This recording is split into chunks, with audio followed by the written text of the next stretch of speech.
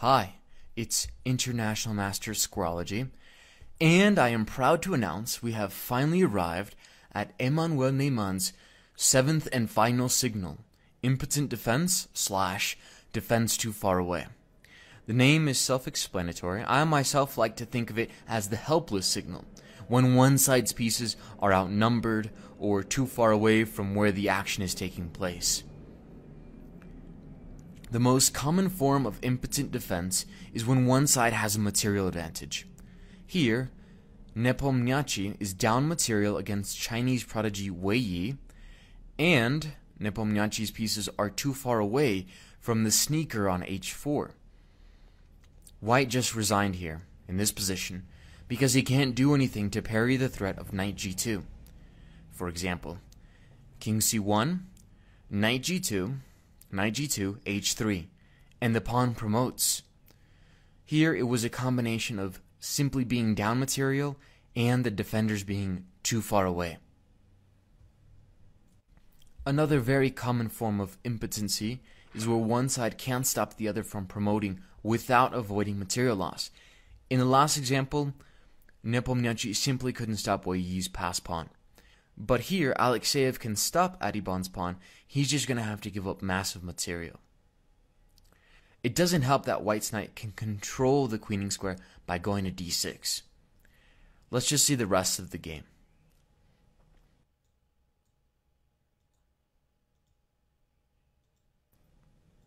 And here, Black resigned, because he can't avoid material loss. For example, rook c4, rook e8, king f7, c8 queen, and Black's got nothing better than to give up the rook for the queen.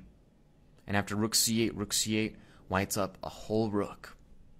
Here, Krivoruchko is up in exchange against Negi, but if you notice, his king position is weak, and his pieces are on the wrong half of the board. Black to play. What's the best move? Pause the video and find it. Ready? Queen e2, threatening queen g4 checkmate and queen h5 checkmate.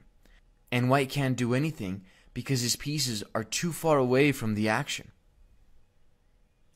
This was a wild game between Alexei Shirov and Hou Yifan.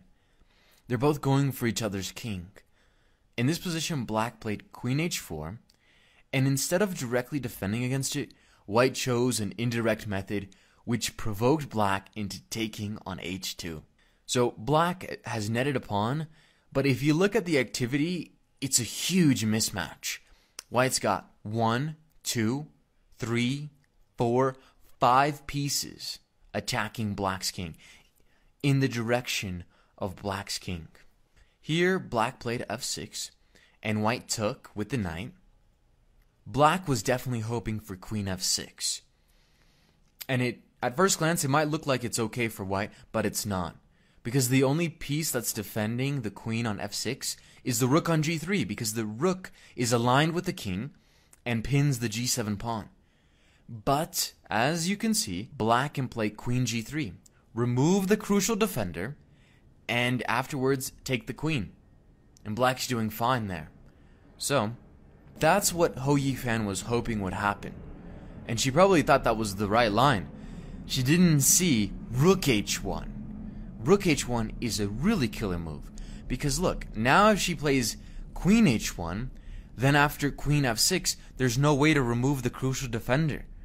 And Black has no defense. It's going to lead to checkmate. For example, if g6, rook g6, hg6, queen g6, bishop g7, queen g7, checkmate.